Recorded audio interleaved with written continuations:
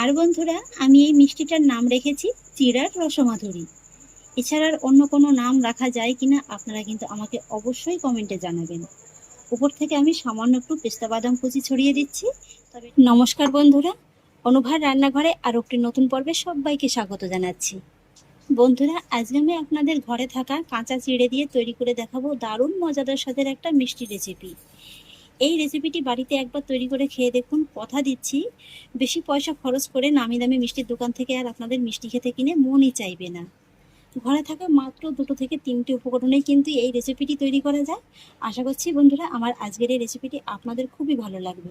আর সেই জন্য দেখুন বন্ধুরা, শুরুতেই আমি একটা বড় মিক্সিং বোল নিয়ে নিয়েছি আর তার মধ্যে নিয়ে নিয়েছি 1 কাপ চিড়ে। এখানে আমি একটু মোটা চিড়েটা নিয়েছি, আপনারা চাইলে কিন্তু পাতলা চিড়েটাও নিতে পারেন। আর এবার আমি প্রথমে এই চিড়েটাকে 2-3 বারের মতো জল পাল্টে পাল্টে খুব ভালোভাবে ধুয়ে নেব। যেহেতু চিড়ের মধ্যে প্রচণ্ড নোংরা থাকে, তাই কিন্তু অবশ্যই এইভাবে চিড়েটাকে খুব ভালোভাবে ধুয়ে নিতে হবে। এই তো দেখুন বন্ধুরা, চিড়েটাকে আমি খুব ভালোভাবে ধুয়ে নিয়েছি আর ধুয়ে কিন্তু জলটাকে খুব ভালোভাবে ঝরিয়ে নিয়েছি। আর এবার আমি ধুয়ে নেওয়া চিড়েটাকে এইভাবে ঢাকা চাপা দিয়ে 5 মিনিটের মতো একটু রেস্টে রেখে দেব। এখানে আমি যেহেতু একটু মোটা চিড়েটা নিয়েছি, তাই 5 মিনিটের মতো সময় লাগবে। আর যদি আপনারা পাতলা চিড়েটা নেন তাহলে কিন্তু খুবই কম সময় লাগবে চিড়েটা ভিজতে। 5 মিনিট হয়ে গেছে, এবার ঢাকাটাকে তুলে নিচ্ছি। এই যে দেখুন বন্ধুরা, এই 5 মিনিটের মধ্যে কিন্তু চিড়েটা একদম ঝরঝরে হয়ে গেছে। আর চিড়েটা দেখুন খুব সুন্দরভাবে কিন্তু একদম ভিজেও গেছে, এই যে দেখুন। আর এখানে জানেন তো, এই চিড়ের মধ্যে কিন্তু খুব বেশি অতিরিক্ত জল রাখা যাবে না। আর এবারে আমি এই চিড়েটাকে একটু পেস্ট করে নেব। সেই জন্য একটা জার নিয়ে নিয়েছি, মিক্সির জারের মধ্যে চিড়েটাকে দিয়ে দেব।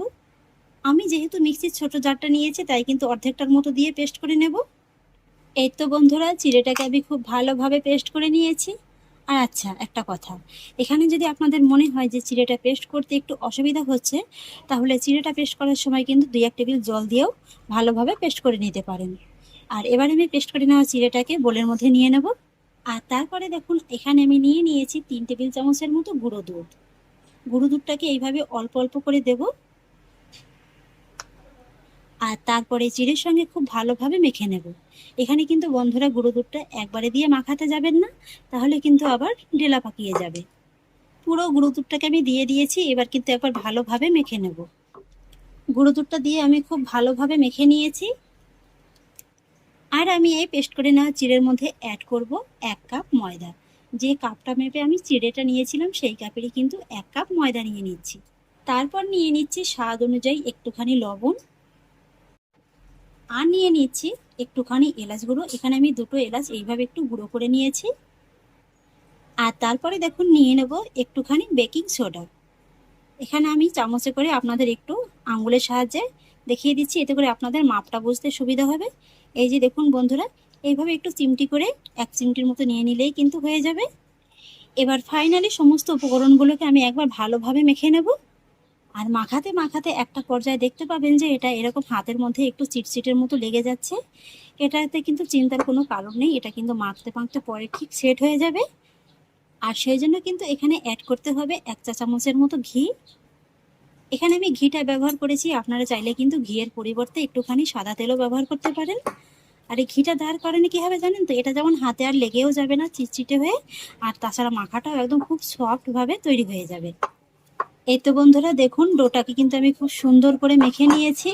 আর এখন দেখুন কত সুন্দর একেবারে বাটির গাটাও ছেড়ে দিয়েছে, আর হাতেও কিন্তু আর কোনোভাবে লেগে নেই। আর এবার আমি মেখে নেওয়া ডো থেকে এইভাবে অল্প একটু করে হাতে নিয়ে নেব।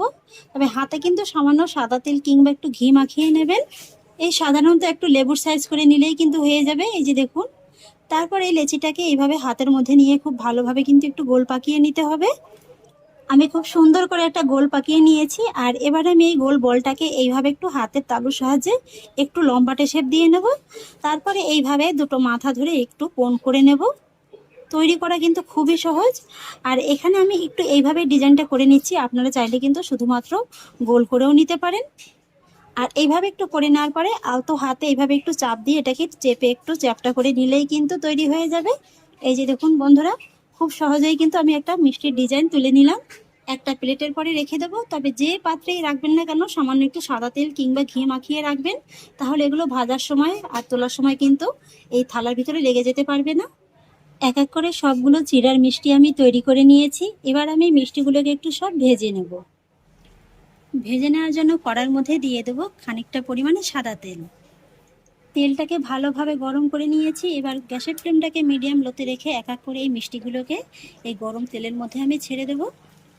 বেশ কয়েকটা মিষ্টি আমি গরম তেলের মধ্যে ছেড়ে দিয়েছি। আর এগুলো ভাজার সময় কিন্তু গ্যাসের আঁচটাকে মিডিয়ামে রেখে ভাজতে হবে।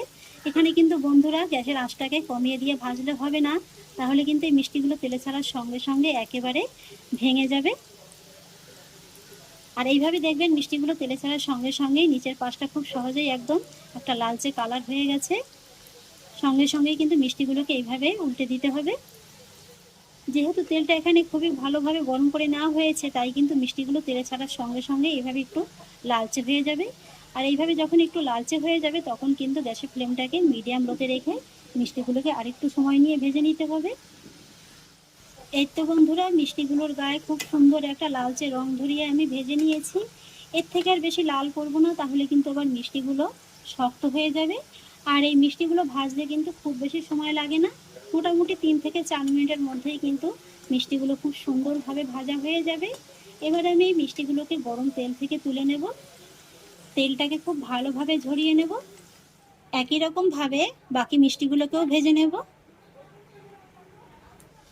এই তো বন্ধুরা, এক এক করে সমস্ত মিষ্টিগুলোকে আমি ভেজে নিয়েছি। এগুলোকেও আমি গরম তেল থেকে তুলে নেব। আর এই মিষ্টিগুলো কিন্তু আপনারা এইভাবে শুকনো শুকনো খেতে পারেন, সন্ধ্যার টিফিনে চায়ের সঙ্গে খেতে কিন্তু খুবই ভালো লাগে। অনেকটা কিন্তু বিস্কুটের মতো খেতে লাগবে। পুরো মিষ্টিগুলোকে আমি গরম তেল থেকে তুলে নিয়েছি। এবার আমি মিষ্টিগুলোকে চিনির রসে দিয়ে দেবো। সেই জন্য একটা চিনির রস তৈরি করে নেব। একটা ফ্রাইং প্যানে দিয়ে দিচ্ছি 1.5 কাপের মতো চিনি। আর চিনিটা নিয়ে নেওয়ার পরে নিয়ে নেব 1.5 কাপ জল।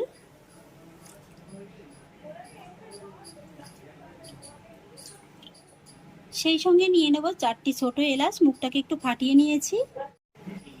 এবার আমি চিনিটাকে প্রথমে জলের সঙ্গে একবার ভালোভাবে গলিয়ে নেব। আর তারপরে একটা চিনির শিরা তৈরি করে নেব। এখানে কিন্তু শিরাটা 1 তার কিংবা 2 তার হবে না। চিনিটা জলের সঙ্গে গলে যাওয়ার পরে একটু ফুটে উঠলেই কিন্তু হয়ে যাবে। মোটামুটি হালকা একটু চিটচিটে ভাব আসলেই কিন্তু হয়ে যাবে। ফ্লেমটাকে হাইতে রেখে চিনি শিরাটাকে আমি খুব ভালোভাবে তৈরি করে নিয়েছি। আর এবার আমি গ্যাসের ফ্লেমটাকে একেবারে কমিয়ে দেব। আর তারপর এক এক করে এই যে ভেজে রাখা চিড়ার মিষ্টিগুলোকে আমি চিনি শিরার মধ্যে দিয়ে দেব। শিরার সঙ্গে মিষ্টিগুলোকে একবার ভালোভাবে মিশিয়ে নেব। মিষ্টিগুলোকে আমি শিরার সঙ্গে খুব ভালোভাবে মিশিয়ে নিয়েছি। আর এবার আমি এই মিষ্টিগুলোকে ঢাকা চাপা দিয়ে এইভাবে জাস্ট 1 থেকে 1.5 মিনিটের মতো একটু রান্না করে নেব। ফিরে এলাম 1 থেকে 1.5 মিনিট বাদে। এবার ঢাকাটাকে তুলে নিচ্ছি। এই যে দেখুন বন্ধুরা, মিষ্টিগুলো কিন্তু এই 1 থেকে 1.5 মিনিটের মধ্যে আগের তুলনায় বেশ অনেকটা ফুলে গেছে। আর এই যে দেখুন মিষ্টিগুলো কিন্তু হালকা একটু নরমও হতে শুরু করে দিয়েছে। এই যে দেখুন।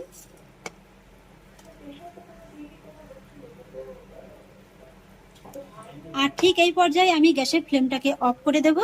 আর তারপর ঢাকা চাপা দিয়ে আমি ততক্ষণই রেখে দেবো যতক্ষণ না পর্যন্ত মিষ্টিগুলো খুব ভালোভাবে ঠান্ডা হয়ে যায়। মিষ্টিগুলো পুরোপুরি ঠান্ডা হয়ে গেছে। এবার ঢাকাটা তুলে নিচ্ছি। এই তো দেখুন বন্ধুরা, মিষ্টিগুলো দেখতে কত সুন্দর লাগছে। এই যে দেখুন,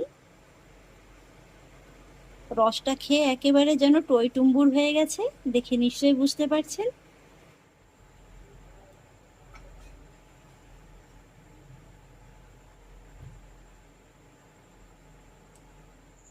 আর বন্ধুরা, আমি এই মিষ্টিটার নাম রেখেছি চিড়ার রসমাধুরী। এছাড়া অন্য কোনো নাম রাখা যায় কিনা আপনারা কিন্তু আমাকে অবশ্যই কমেন্টে জানাবেন। উপর থেকে আমি সামান্য একটু পেস্তা বাদাম কুচি ছড়িয়ে দিচ্ছি। তবে এটা সম্পূর্ণই অপশনাল, আপনাদের হাতের কাছে না থাকলে না দিলেও কিন্তু কোনো অসুবিধা নেই। মিষ্টিগুলোকে একটু সার্ভ করে নেওয়ার পরে যেন দেখতে আরো সুন্দর লাগছে। বন্ধুরা, এই মিষ্টিগুলো খেতে এতটাই মজাদার হয় যে ভাবতেই পারবেন না যে ঘরে থাকা মাত্র 2 থেকে 3টি উপকরণে এত সুন্দর একটা মিষ্টি রেসিপি তৈরি করা যায়।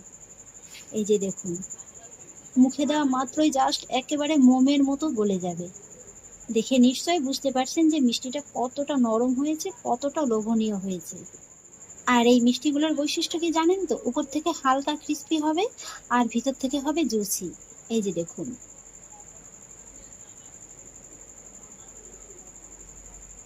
মিষ্টির দোকান থেকে মিষ্টি আর কিনে খেতে মনই চাইবে না। তাহলে আশা করছি বন্ধুরা, আমার আজকের এই মিষ্টি রেসিপিটি আপনাদেরও খুব ভালো লেগেছে। যদি ভালো লেগে থাকে তাহলে আমাকে অবশ্যই একটা লাইক এবং কমেন্ট করবেন, সেই সঙ্গে বন্ধুদের সঙ্গে শেয়ার করবেন। আর প্লিজ বন্ধুরা, যদি আমার পরিবারের নতুন সদস্য হয়ে থাকেন তাহলে একটা সাবস্ক্রাইব করে পাশে থাকা বেল আইকনটি প্রেস করে দেবেন। ফিরে আসছি এরকমই পরের অন্য কোনো নতুন রেসিপি নিয়ে। সবাই ভালো থাকুন, সুস্থ থাকুন। ধন্যবাদ।